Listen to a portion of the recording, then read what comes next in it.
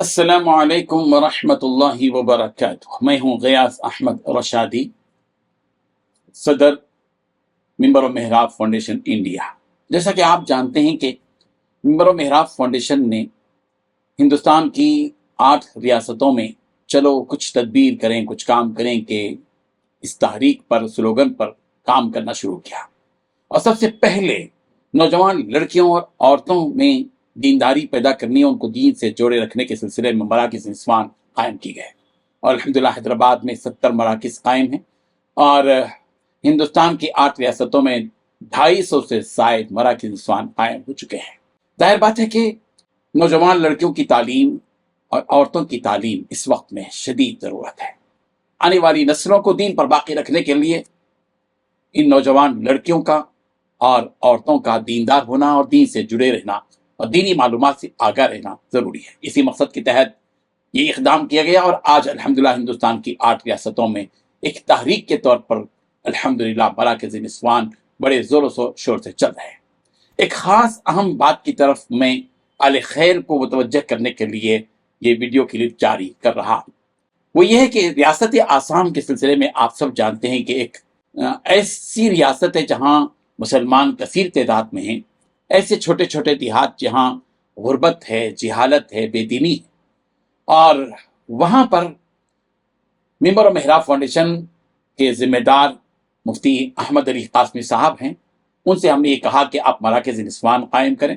انہوں نے قائم کرنا شروع کیا، اور الحمدللہ وہاں صرف 2-3 مہینے کی محنت سے 75 مراکز نسوان 75 مراکز نسوان مری گاؤں، نوگاؤں، ادھر کی پوری پٹی میں شروع کر دیے گئے ہیں، اور تقاضے شدید آ رہے ہیں کہ اور مزید 100 مراکز کی وہاں ضرورت ہے۔ لیکن مسئلہ یہ ہے کہ وہاں جن مراکز میں یہ کام شروع کیا گیا ہے، وہاں معلمات کا جو تقرر کیا گیا ہے، ان کے لیے معاوضے کا مسئلہ ہے۔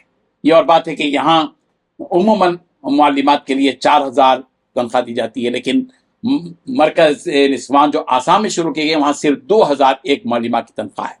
75 مراکز نسوان قائم ہو چکے ہیں، اور ابھی ہم نے روک لگائی ہے کہ آگے اور مراکز قائم نہ کریں، بجٹ کا مسئلہ ہے۔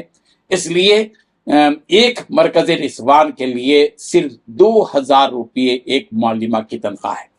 ظاہر بات ہے کہ ایک معلمہ کی تنخواہ اہل خیر حضرات لیتے ہیں ذمہ داری 2 مراکز کی، 3 مراکز کی، 4 مراکز کی، جن تک ہماری آواز پہنچ رہی ہے، تو ایک مرکز میں 50 سے 60 خواتین الحمدللہ وہاں پڑھ رہی ہیں۔